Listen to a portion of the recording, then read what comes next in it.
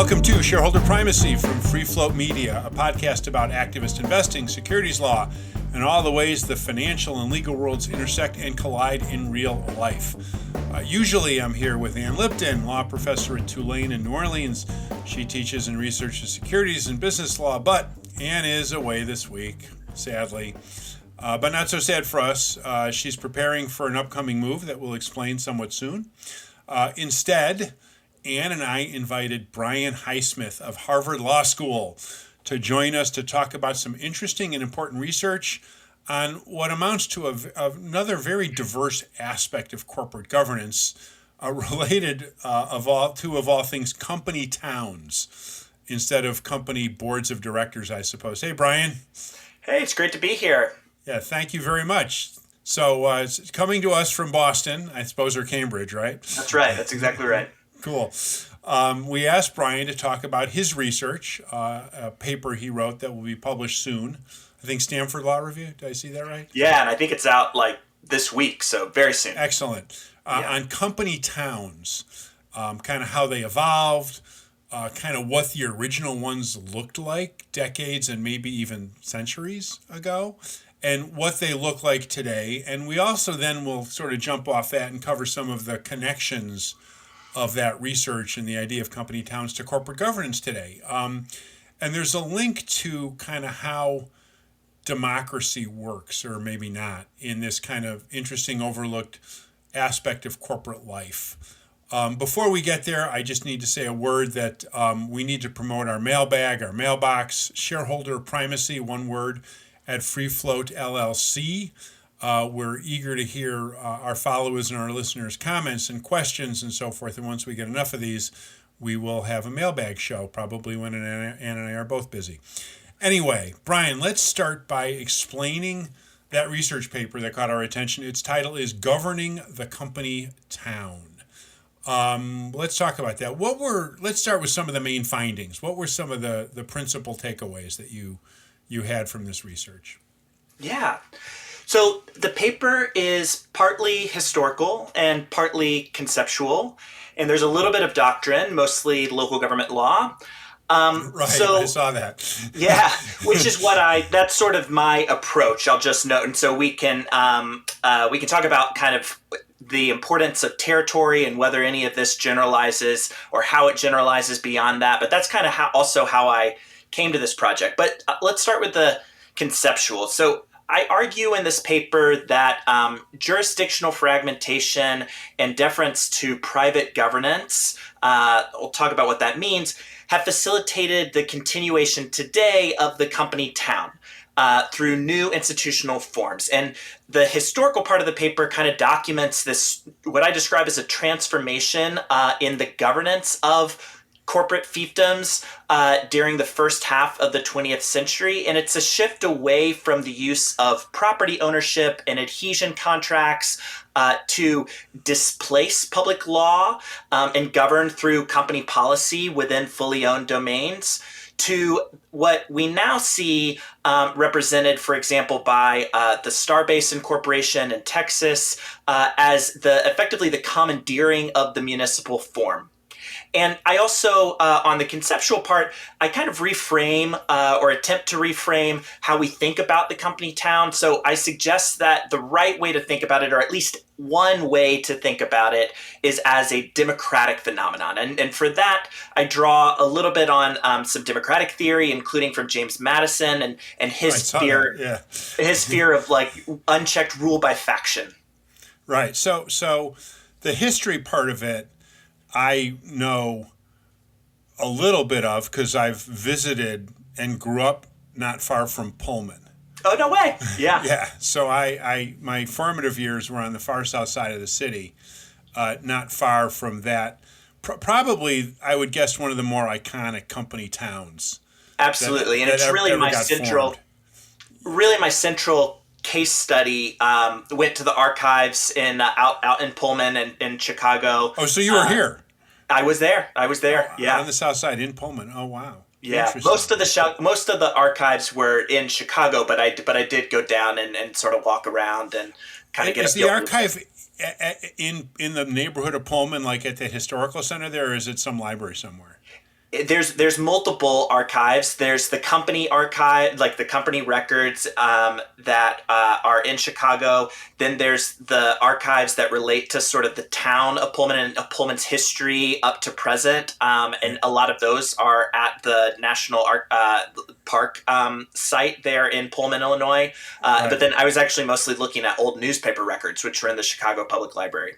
Oh, wow. So you spent some decent time here in I my did, fair yeah. city.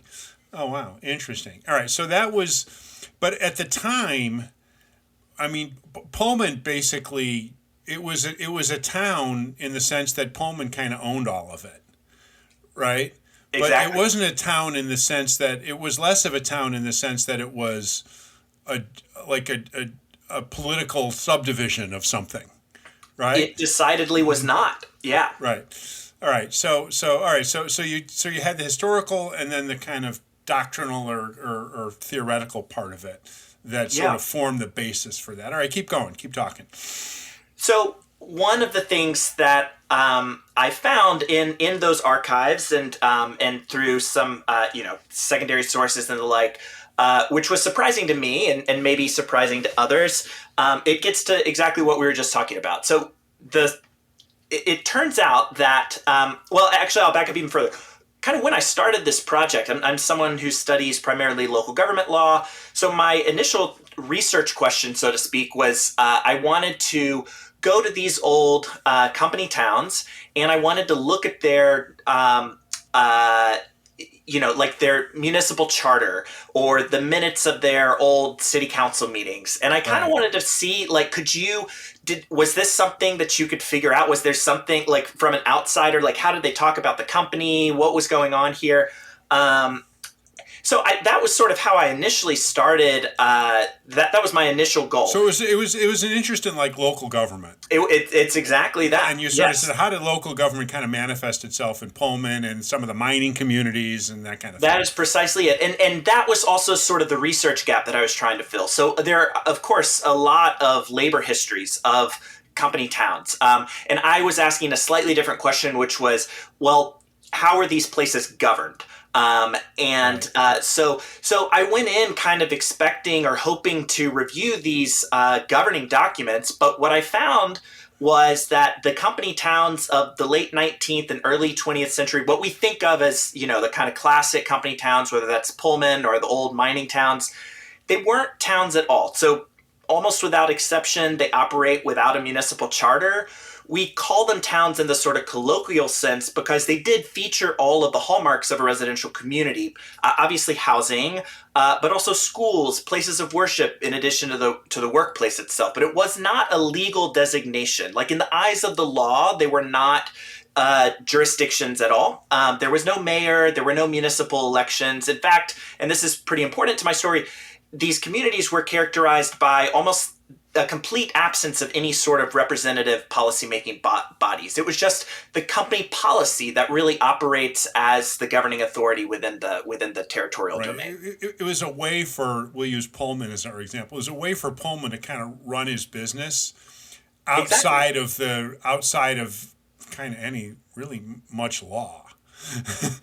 Well, yeah, but then I think, and this is sort of one of the kind of theoretical, it raises the question of what do we mean by law? Like, because I think, there was these places that I'm studying were not governments in the formal legal sense, but Right. they were governed. It's just that they were governed through private law, through the employment relationship and through property rights, especially the right to exclude.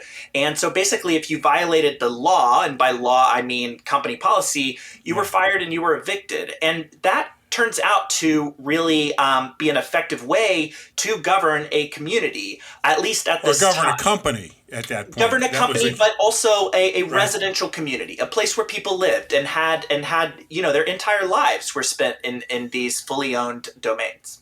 Okay. Oh, interesting. All right. So Pullman, and there were dozens or hundreds of these. I mean, I don't know how many yeah. you really kind of were able to dig into the way you dug into Pullman, but there's probably a lot that you'd probably started to look at that way. There are, and I mentioned the history. I'll also just briefly note for context the sort of conceptual part. So I should note that I have a slightly different I end up with a slightly different definition of the company town than many historians, which I note in this context because there's the question of, well, how common was this institutional arrangement?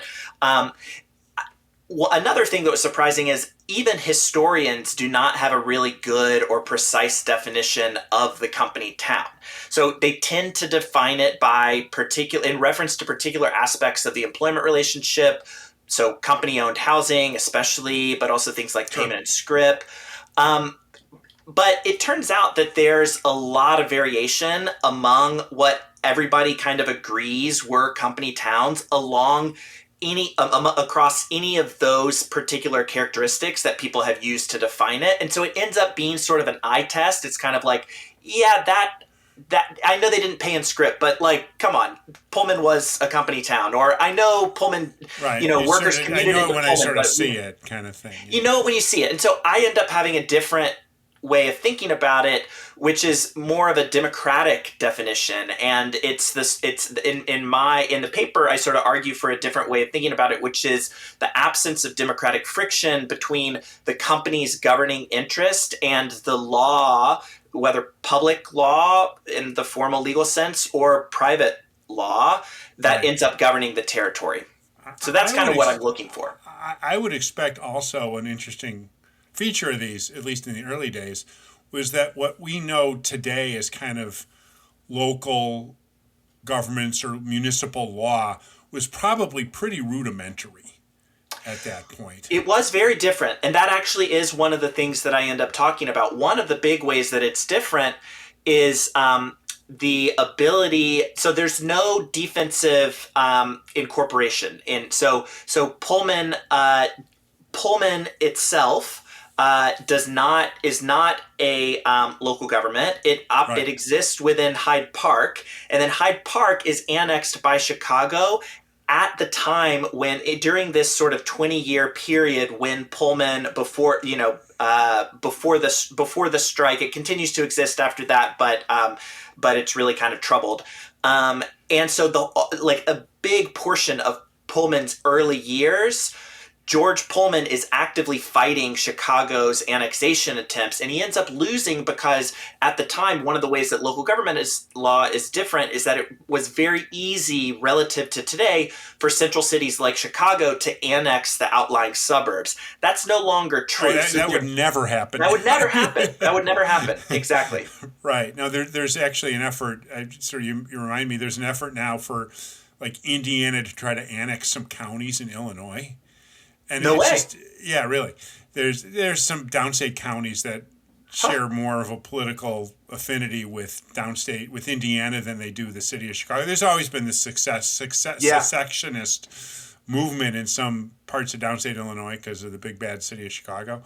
Yeah, and it's impossible. The kind of things that would need to happen for that is just not going to happen. So it sounds like even 100 years ago, it was getting a little trickier. So, but anyway, Chicago pulled it off. Now they absorbed Hyde Park, which is exactly which is where I spent some of my formative years, and that kind of was not the end, but close to the end of the story about Pullman as a town. He feared that it would be the end, and it did make it more difficult for him to sort of have his way on local political processes, because before the annexation, even though there was a difference between Hyde Park was bigger than just Pullman, but it was essentially governed largely by Pullman. So the governing board of Hyde Park was mostly Pullman company representatives, many of whom actually worked for Pullman, but also others were kind of tacitly approved by Pullman. So big difference when he's now subject to Chicago's governing authority rather than Hyde Park. All right. Now I think the story kind of evolved based on my reading of the research to the point where company towns are now much more kind of town oriented, and it's much more the case that companies are much more interested in the municipal government, and rather than trying to thwart it, they're basically just trying to co-opt it. That's exactly right. Would that be a proper interpretation of the trajectory of the history, at least the historical part of it?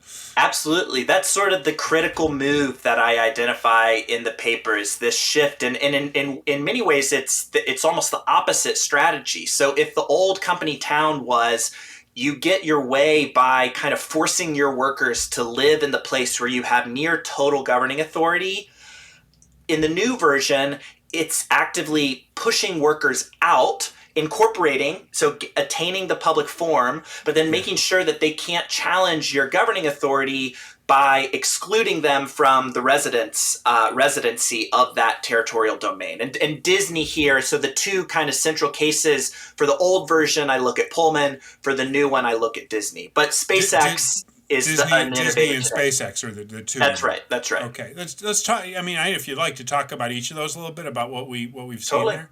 Sure, go ahead. So, so the second big case study is Disney, and specifically Disney's special district near Orlando. And so I'll just kind of give a little bit of context for how that emerges. So this is in the 1960s. Walt Disney had successfully established Disneyland in Anaheim, California, and he was looking to expand. And so he oversees this national competition between states. It's actually very similar to kind of what Jeff Bezos does with the HQ for the second headquarters for him. Exactly. And so it's like this sort of national competition to land what is called at the time the Disneyland of the East. So I guess, not entirely national, but sort of the So Eastern this would be like state. throughout the early part of the 60s, I'm guessing. Exactly, yeah. Okay, go ahead. And so, and then as he is in negotiations with state and local officials, he actually is very clear. He says, if you want our investment, if you want this big park, then you need to give us our own government. That's made express in these negotiations. And he wasn't saying, I want a company town. He said, I just need control over the municipal machinery. And the way that he wants this control, or to guarantee this control, is he wants the municipal form.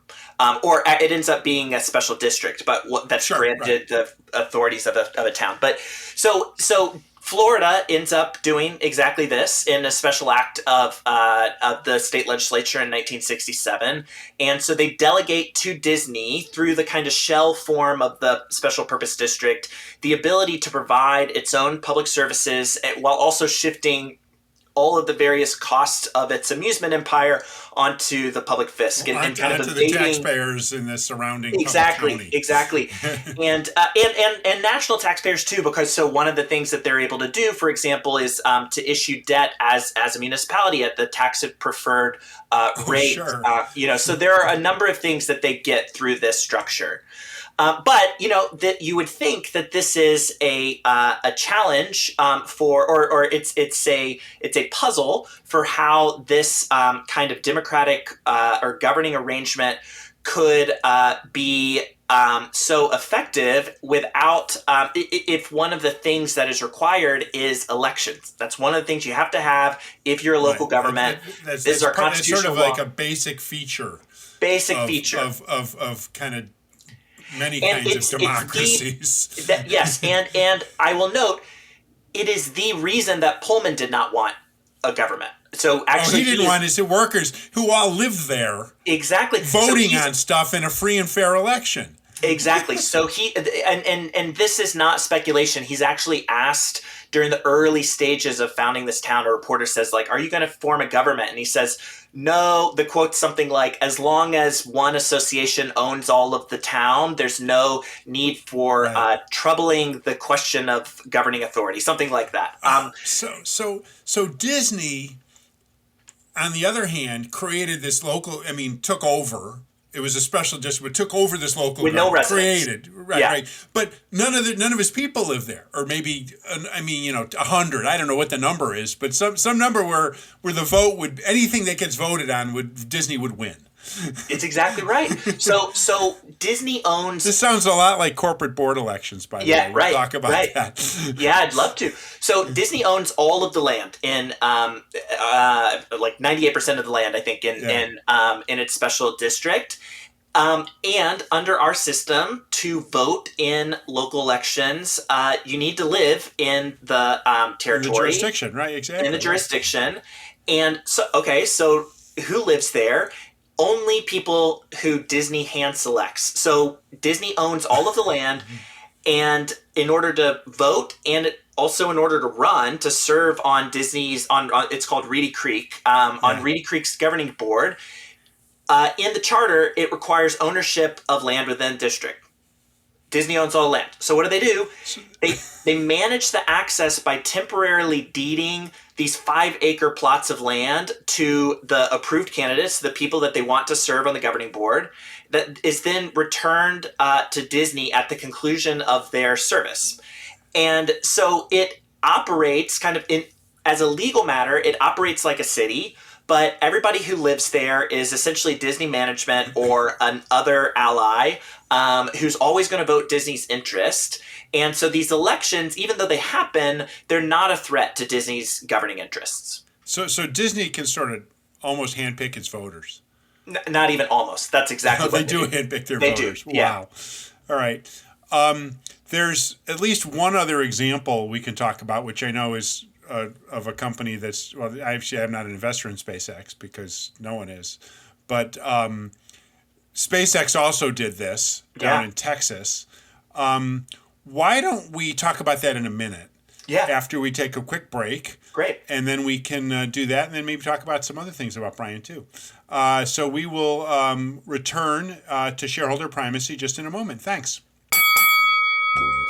Shareholder Primacy is brought to you by FreeFlowAnalytics.com, the only free database of corporate directors, their influence, and their performance. If you own a stock or retirement plan, go to FreeFlowAnalytics.com and look up which of your elected directors are performing well and which aren't. Use your vote in the alternative democracy and get your data at FreeFlowAnalytics.com. Now, back to the show. Welcome back to Shareholder Primacy. I'm Mike Levin. We've been talking with Brian Highsmith of Harvard Law School about company towns. We already covered one kind of contemporary one in Disney. Let's talk about the other one. That's I keep thinking about it as Tesla, but it's not. It's SpaceX. Is the one that just kind of constituted a company town kind of out of nowhere, right? Yeah, that's right. That's right. And not entirely out of nowhere. They SpaceX similarly has kind of a competition among jurisdictions. Florida also is trying to get to land SpaceX launch site initially. Yeah. Texas wins out. And so for years now, Elon Musk has and company officials have kind of teased this idea or this plan to incorporate a new city, the city of Starbase, Texas. And just earlier, I guess it's now last month, but in May, the effort was successful. So now there was an incorporation vote early May. The 218 residents of Starbase Texas, of that land, exactly, which is close to Brownsville, Texas. Almost all of them who vote in the election are employees of SpaceX or family members, etc. Sure. And they vote overwhelmingly to incorporate as an independent municipality under Texas law. So that was successful. You can go visit with space. What's it called? Starbase. Starbase, Texas, probably has its own zip code. I don't know. Yeah. And it's got there's probably a little teeny village hall somewhere, and it's got 218 voters or residents. Not all of them are voters. Probably some kids there, but maybe not. I don't know. So. Well, they do. One of the things that they have is or it's rumored that they have plans for a school, a Montessori school, and other. I mean, they have grand visions. So we'll see what there's what it looks like today, but there's also the kind of the plans that may or may not come together for the future. So it seems that referring back to Disney for a minute. Yeah. That Disney got to Reedy Creek, right? Reedy Creek sort of as this kind of, I'm not going to say negotiation, but there was a series, maybe a negotiation between the Disney Corporation and the state government of Florida, the county, whatever, where they kind of got to some place, some structure that made sense for Disney, allowed it to do what it needed to do, build out its thousands of acres of park and so forth, and take advantage of some tax benefits and so forth. It sounds like, or maybe not, maybe I'll make this as a question. To what extent did the SpaceX company basically just say, this is what we want? Yeah, there's no negotiation. This is, you take it or leave it. We need these many thousands of acres. We need a launch site. We need some homes. We need a Montessori. But there's no negotiation going on here. Is that kind of right? Well, there's two different parts of that question. So one is the legal process of attaining the jurisdiction was different in the Starbase case compared to Reedy Creek. So Reedy Creek is created by a special act of the Florida legislature. Right. And Starbase is not. Starbase is a self-organized incorporation vote of unincorporated jurisdiction or land that formerly was governed by the county, and it's just done through ordinary Texas law for a smaller municipality, and so that's different. That's an important. It ends up not making a huge difference, but in kind of what is the end result. But it is important to note. But also, the kind of terms of and the dynamic of the negotiation, I would say that they're not they're not, in that respect, the differences are smaller. So I think, we call the Florida, I used the word negotiation, but it was really like Florida desperately wanted Disney. They really wanted Disney, right? Yeah, and so pretty much whatever Walt Disney said, this is what it's going to take to get us there, Florida was pretty eager to give. And I would say a similar thing, dynamic was true of Texas. Texas has not put up, both Texas and local officials, there's not been a lot of resistance. In fact, the opposite, a lot of accommodation to attract and retain this investment. Now, setting aside the idea that SpaceX, has some pretty unique kind of, I'll say, production or operational needs. The reason they need this is because they're like launching satellites from this piece of land. Texas has been pretty aggressive in trying to attract companies. I wonder if there's a scenario here where there's others that may say, oh, I could probably create my own little, we're going to use the phrase company town because that's the title of the research. Is Texas going to start doing more of this? Or is this like so sui generis that it's not going to happen again? So this is one of the questions that I got when I presented this paper, when I talk about this paper, is kind of like, well, Disney, SpaceX, these things are not very representative. These are like the outliers among outliers. Kind of what do we get from this study of these places, from these exceptions is sort of the idea. Yeah. And I appreciate that. I don't even necessarily disagree. But I do think two things. One, as long as if you relax even a little bit some of the things that make these examples unique. So, for example, if you relax any of these features that make these two examples unique, you start to get more and more places pretty quickly.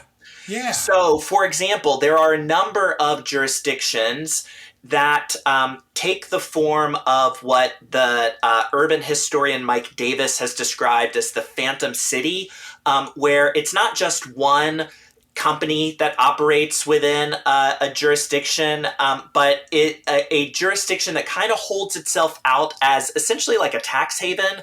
So the example he gives is Vernon, California, and the City of Industry, both in the greater LA area. They're incorporated. Nobody lives there, but a bunch of corporations locate their facilities there on the promise of, favorable governance or governance that is favorable to their interests, whether it's taxation or environmental regulation, et cetera. And those are also in certain ways outliers, but kind of once you start including those types of examples, you really see a lot of local governments that start to look like this. And then the other is there have been a number of proposals to create other Starbase type of jurisdictions. So, for example, when Amazon was doing, we talked earlier about the HQ2 search. During the HQ2 search, a number of jurisdictions that lost the bid had offered Amazon its own town. So my suspicion, this is speculation, but my suspicion is that even if Reedy Creek and Starbase stand out today as outliers among the broad universe of local governments, I don't think there's a good reason to believe that the outer limits of this strategy have been realized, specifically because the law does not really ever provide an obstacle to this strategy. And so I suspect that we will see these forms of effective succession from local governance for as long as that strategy remains effective for, evading democratic regulation at the local level, or shared obligations like redistributive taxation, and then also on the flip side, accessing the powers of the public. Like building roads or something like exactly. So this is all speculation, and we'll see kind of where things go from here. But I would be surprised if Starbase ends up being the last of its kind. Look, Tesla and Starbase and SpaceX, I think too, relocated from Delaware to Texas, changed its domicile. Ann and I have talked about this a bunch, and that was only the start of the discussion. There are a lot of other kind of similar companies, not as exactly the same as Tesla in terms of its ownership structure and so forth, that have started to try to follow. And again, there may be other companies whose kind of operational needs, again, aren't quite the same as SpaceX or even Disney. Totally. Okay, but nonetheless, they may find it convenient to maybe some enterprising jurisdictional setup, kind of like some version of a mega industrial park. Absolutely. and start inviting selected companies. If you decide to employ this much or whatever, we're going to have you here, and you can sort of control our government here together. Sort of like maybe there's like a condo association kind of concept that sort of help run it.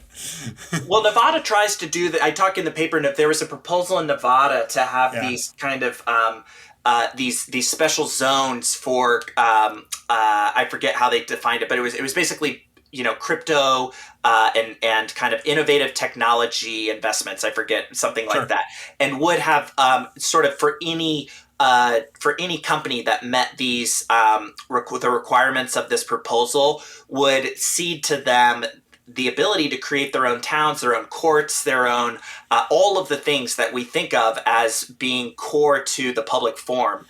And then I'll just real quickly, and maybe this in conclusion, but I do think that this raises some difficult questions about democracy. One, two, about kind of the public-private divide, and so I think like both, even if we are sort of in a world where these are kind of outliers, I do think they've raised really interesting questions that kind of scramble some common intuitions for us about, for example, majoritarianism, or what we mean when we talk about privatization, and like this school in Starbase. It will operate, let's say it operates as a public school, a quote unquote public school.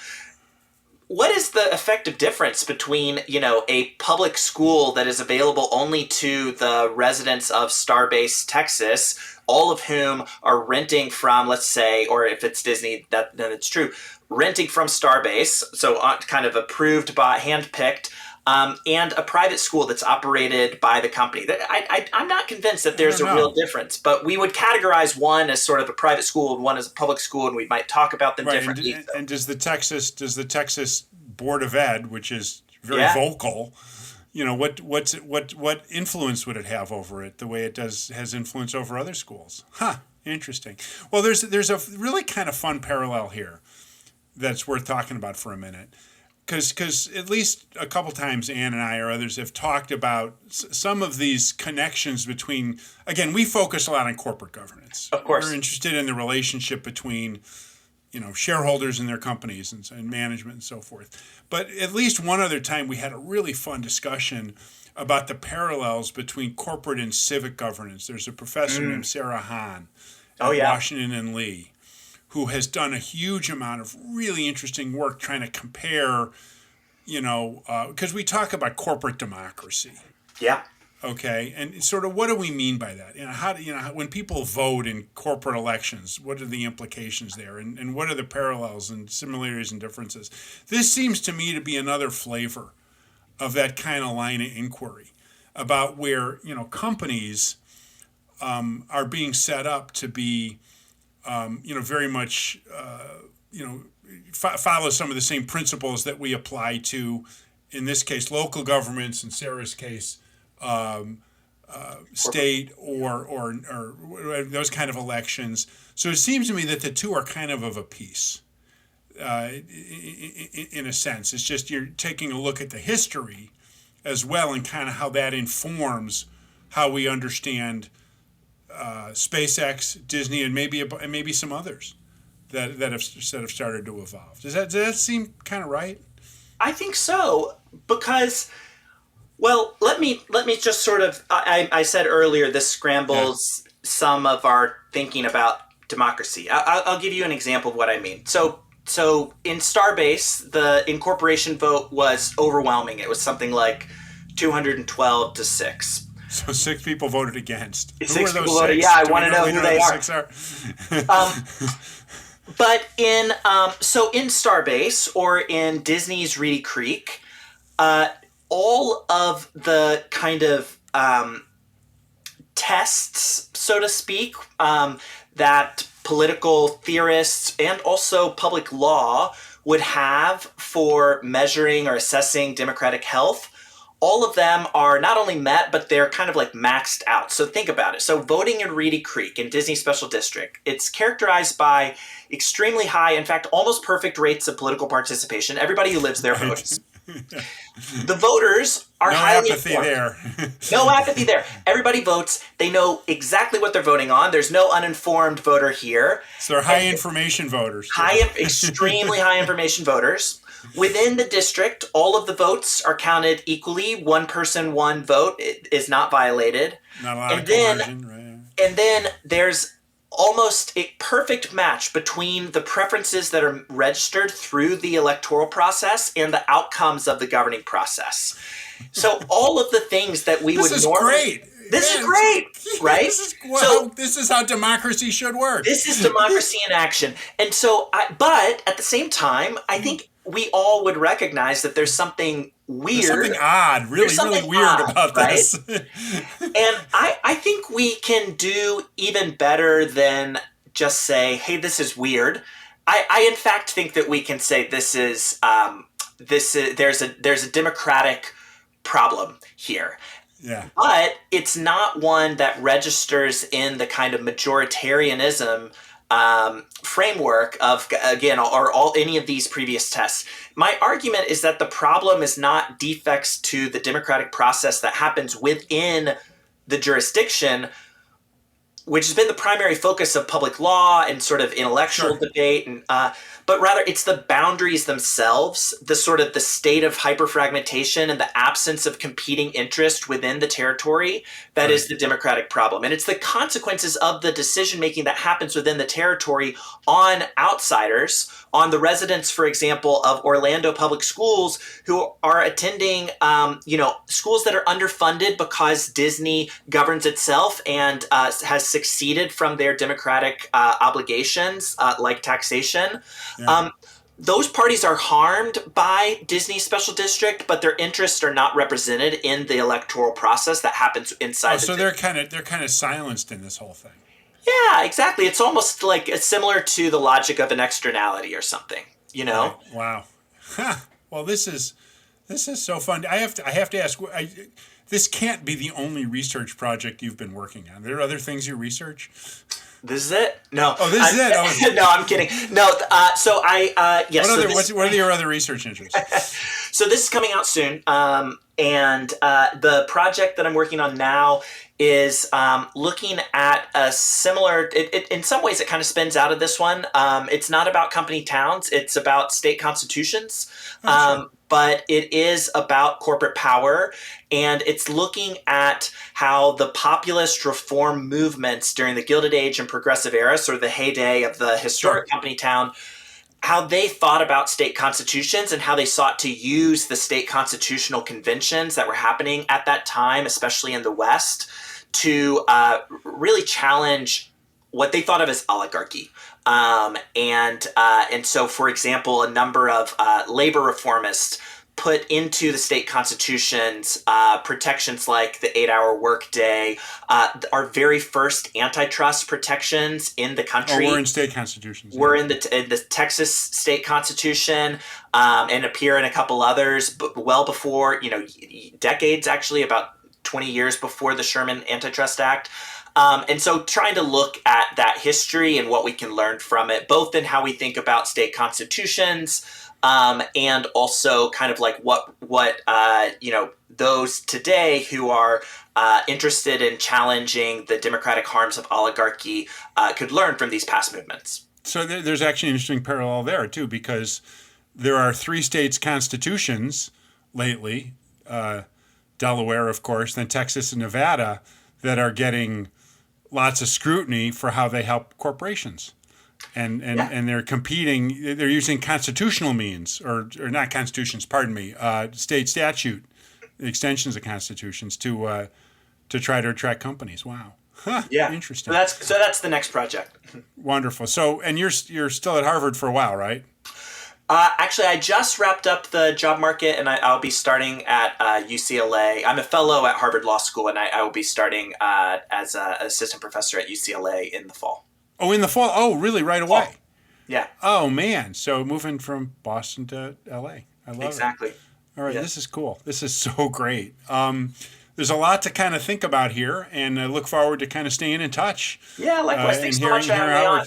Sure, you should consider looking at some of the corporate security stuff when you get out in LA. I think there's some interesting parallels here.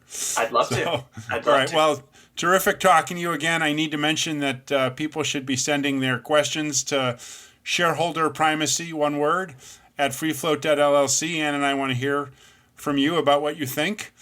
And on that note, we can kind of wrap up and say, this is Shareholder Primacy, hosted normally by Ann Lipton and me, Mike Levin. I'm an independent activist investor and advisor to investors about their activist situations. We've been talking with Brian Highsmith, who is a lecturer, an academic fellow in law and political economy at Harvard Law School, and imminently going to become an assistant professor at UCLA Law. You can find me, Mike, at theactivistinvestor.com. If you're curious, you can find Brian at brianhighsmith.com. Our podcast is produced and distributed by Free Float Media. Thanks for listening. We'll talk again soon.